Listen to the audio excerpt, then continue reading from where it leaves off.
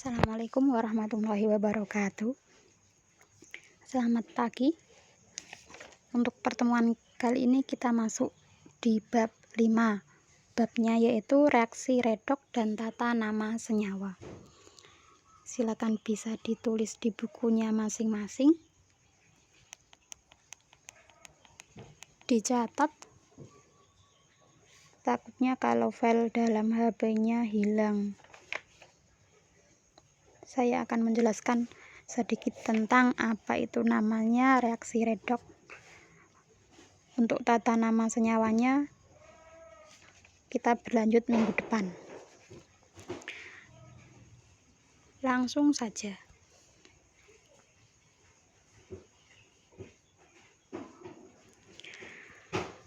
Di sini reaksi redoks. Redoks itu singkatan dari reduksi dan oksidasi. Untuk reduksi sendiri, nah di sini ada 3 pengertiannya, ada 3 konsep. Ada berdasarkan pelepasan dan pengikatan oksigen, kemudian berdasarkan konsep perpindahan elektron, yang ketiga berdasarkan bilangan oksidasi. Nah, itu pengertian dari redoks sendiri itu ada 3. Yang pertama, pengertian redoks berdasarkan pengikatan dan pelepasan oksigen. Nah, menurut pengikatan dan pelepasan oksigennya, yang namanya oksidasi itu peristiwa bereaksinya suatu zat dengan oksigen. Jadinya peristiwa bereaksi, semisal kamu punya sesuatu itu bereaksi, bereaksi dengan oksigen. Oksigen itu lambang unsurnya O, oksigen. Terus yang kemudian pengertian dari reduksi itu proses pelepasan gas oksigen. Jadi kalau semisal kamu mempunyai suatu zat, nah oksidasinya itu terlepas, itu namanya reduksi. Di sini juga ada pengertian yang namanya oksidator. Oksidator itu sumber oksigen pada reaksi oksidasi atau zat atau reaksi yang mengalami reduksi. Jadi yang mengalami reduksi itu namanya oksidator, sedangkan kebalikannya untuk reduktor itu zat yang menarik oksigen pada reaksi reduksi atau yang mengalami oksidasi. Ini baru materinya. Mungkin susah untuk diingat, tapi nanti kalau misal sudah saya jelaskan, untuk minggu depan saya contohkan tak orat-orat pulpen. Nah, mudeng dewi ya. Dicatat dulu aja.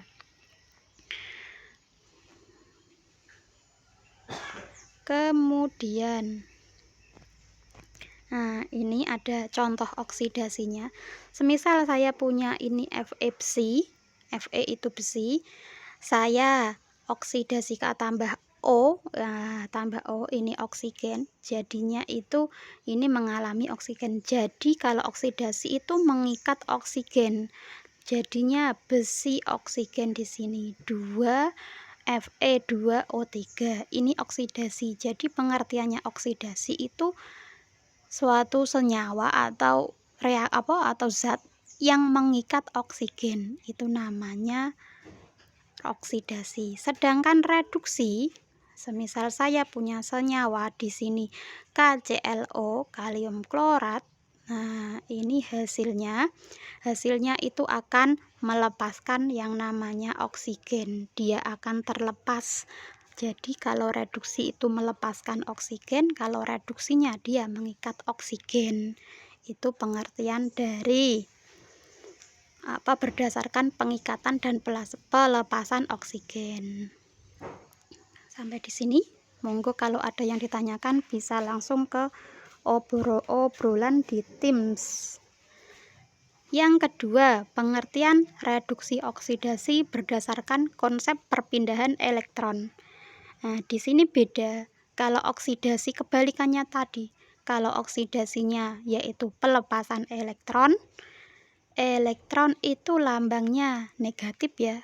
Kalau proton kan positif, elektron itu negatif. Sedangkan reduksi adalah penerimaan elektron. Saya contohkan di contohnya. Nah, contohnya yaitu kenapa kok di sini dikatakan oksidasi dan reduksi untuk pelepasan dan pengikatan elektron. Di sini kamu perhatikan contoh gambar yang nomor 1, ada Cu. Cu itu tembaga. Kalau kita reaksikan Cu itu dia akan yang namanya melepaskan elektron. Elektron itu lambangnya E-, itu loh, E terus berpangkat min atau negatif. Sedangkan Cu sendiri yang dilepas tadi dia akan yang namanya melepaskan Cu yang muatannya itu positif. Jadinya positif 2. Jadinya kalau Cu kita oksidasikan dia akan melepaskan elektron. Sedangkan reduksi untuk contoh kedua, dia akan mengikat yang namanya elektron. Elektronnya di sini keterangannya elektron O2 plus 4E. Nah, ini min. Jadinya nanti 2O2 min. Ini yang namanya reduksi. Jadi kalau oksidasi reduksi menurut konsep perpindahan elektron, kalau oksidasi melepaskan elektron, kalau reduksi dia mengikat elektron. Kemudian pengertian yang ketiga, berdasarkan bilangan oksidasi. Untuk bilangan oksidasi seterusnya sampai nanti bab ini selesai akan kita singkat yang namanya bilox. Bilangan oksidasi. Bilangan oksidasi yaitu angka atau bilangan yang menyatakan banyaknya elektron yang telah dilepaskan atau diterima oleh suatu atom dalam suatu senyawa. Setiap atom mempunyai muatan yang disebut dengan bilox. Jadi yang namanya muatan, angka yang di atas tadi, yang kecil seperti pangkat, ada positif, ada minnya, itu namanya seterusnya akan kita singkat dengan bilangan oksidasi atau bilox. Nah, bilox diberi tanda positif jika atom melepaskan. Bilox diberi tanda negatif jika atom menerima elektron. Contohnya di sini. Cara menentukan bilox atau bilangan oksidasi unsur. Ini untuk tata cara bagaimana kita bisa membuat atau menentukan angka berapa, kok bisa di atasnya unsur itu ada angkanya. Iya, kita bisa memberi angka sesuai dengan aturannya. Yang pertama, bilox unsur bebas adalah 0. Saya jelaskan unsur bebas. Yang namanya bebas itu unsur yang sendirian. Kamu buka SPU yang kamu hafalkan kemarin, yang sudah saya suruh hafalke. Alhamdulillah kalau masih hafal. Nah, setiap unsur itu satu dalam lembaran SPU, setiap unsurnya itu namanya bebas. Kalau enggak bergandengan jejeran 2, walaupun hurufnya 2 seperti ini, Ne, itu loh ini hurufnya 2 Bu, kenapa kok bebas? Karena Ne itu masih dalam satu kotak di dalam SPU-mu. Ne itu neon ya kan. H2 ini juga hanya ada 2. Kenapa kok dikatakan unsur bebas? Karena dia sama jenis. Kalau sama-sama H2 walaupun H3, H4 itu tetap satu H. Itu unsur bebas. Nah, ini ada Ne neon, H hidrogen, ada oksigen, klor, fosfor, terus ada sulfur, ada karbon, ada tembaga, ada besi dan natrium, Na. Itu unsur bebas adalah 0, bilangan oksidasinya jumlahnya 0. Untuk yang B, bilox ion monoatom sama dengan muatannya. Jadi kalau nanti ada unsur atau senyawa yang dalam soalnya sudah ada muatan di atasnya, biasanya kalau soalnya ada di atasnya, berarti biloxnya sesuai dengan muatannya. Semisal ini kan Na itu plus Plus itu dia positif ya kan, dia artinya itu memiliki angka 1, tapi kan tidak ditulis, berarti biloxnya juga sama dengan positif tadi, berarti angkanya 1. Nah ini salah tulis ini yang Mg ini harusnya 2 plus. Nah ini Mg nya 2 plus, ini salah ini. Nah harusnya Mg atasnya 2 plus, muatannya juga plus 2. Nah berarti untuk bilangan ion monoatom, nah itu sesuai dengan muatannya. Yang C, jumlah bilox untuk semua atom dalam senyawa sama dengan 0. Seperti ini. Kalau semisal saya punya Cu, Cu ditambahkan dengan O sama dengan CuO. Nah, Cu plus O kan senyawanya itu menjadi CuO. Nah, senyawa ini namanya senyawa, ini namanya unsur. Nah, unsur Cu tambah unsur O ini namanya senyawa. Nah, senyawa inilah yang dikatakan kalau biloxnya itu 0. Jadinya kalau senyawa itu pokoknya 0, kalau unsur beda lagi. Itu yang ketiga aturannya. Yang keempat, jumlah bilangan oksidasi atom membentuk ion poliatom sama dengan muatan ion poliatom. Contohnya ini contohnya sama, pengertiannya sama dengan nomor B, bilangan ion monoatom. Ini juga sama.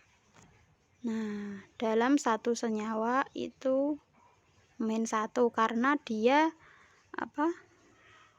OH-, karena OH- makanya dia berarti biloxnya -1 gitu. Sama kayak tadi pengertiannya. Terus kemudian yang E, bilox unsur golongan 1 dalam senyawa adalah +1 dan unsur golongan 2 sama dengan +2. Di sini balik lagi ke SPU, sudah saya terangkan tentang SPU. Yang ke bawah itu namanya golongan, yang ke samping itu namanya periode. Ini golongan, ini periode. Untuk golongan dari atas ke bawah itu kan ada golongan 1, golongan 2, golongan 3 dan seterusnya sampai golongan 8. Nah, kalau semisal unsur yang semisal contohnya ini K itu berada di golongan berapa ya? Nah, kamu cari di SPU. K itu semisal K itu ada di golongan 1. Hanya lihat nana kalium berada di golongan 1. Hanya lihat nana kawin robi cemas frustasi golongan 1. Berarti K itu mempunyai biloxnya +1. Nah, sedangkan Mg dalam MgSO4, kenapa kok Mg nya +2? Karena Mg itu berada pada golongan 2. Coba diingat-ingat golongan 2. Bemo mogok, oh iya ada Mg. Nah, berarti +2. Berarti bilox itu sesuai dengan golongannya. Untuk golongan 1 sampai 4. Untuk golongan 5 sampai ke 8 itu beda lagi. Pokoknya yang positif kebanyakan. Yang 6, 7, 8 biasanya itu negatif. Nah, ini ada 7. Nah, bilox pada golongan 7 adalah, ini keliru ini. Ini golongan -1. Nah, -1.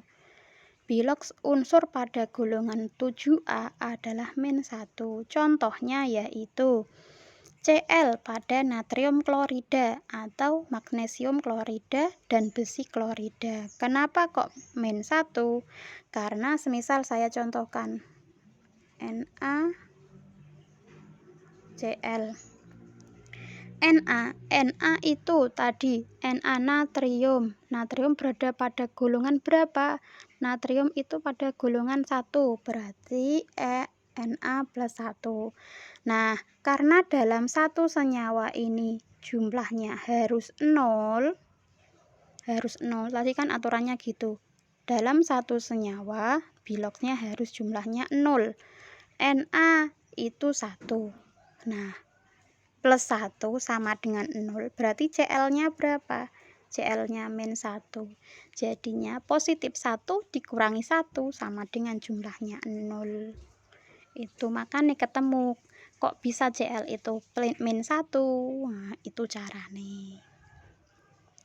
Terus yang G, bilox hidrogen dalam senyawa adalah plus 1. Kecuali dalam hidrida, biloxnya min 1. Ini enggak ada plusnya ini. Contohnya H dalam H2O NH3 itu plus 1. Kenapa kok plus 1? Iya, karena H itu berada pada golongan 1. Kecuali ini dalam senyawa NaH dan CaH2. Jarang-jarang ada H-1 itu jarang, tapi kok enggak apa-apa. Yang H, bilox oksigen dalam senyawa adalah min 2, kecuali dalam peroksida dalam senyawa biner dengan fluor plus 2. Ini sama. O itu setiap O sama dengan min 2. Ingat-ingat, O itu min 2.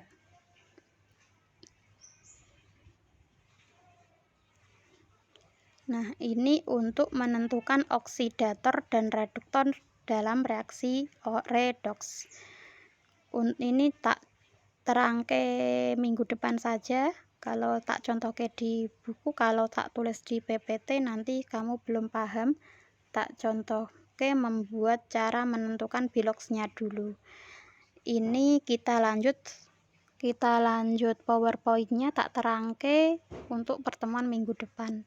Minggu depannya lagi, untuk minggu depan saya kasih uji kemampuan diri menentukan contoh latihan menentukan bilangan oksidasi ini dulu. Nanti kemudian kita lanjut untuk menentukan oksidator dan reduktornya kalau sudah bisa menentukan bilangan oksidasinya. Kalau ada yang belum paham bisa ditanyakan. Kadang ada murid yang menanyakan di WhatsApp, monggo, tapi kira-kira ya, jangan gerudukan. Kalau nanya, siapkan nama pertama, terus dari kelas berapa. Soalnya saya kalau kelas 10 itu masih belum ingat-ingat. Soalnya wajahnya itu cuma lihat di HP. Sampai di sini untuk minggu ini. Silakan dicatat pengertian saya. Dicatat dulu, tidak perlu dikumpulkan, dicatat dulu. Semoga bermanfaat untuk kedepannya. Sekian, assalamualaikum warahmatullahi wabarakatuh.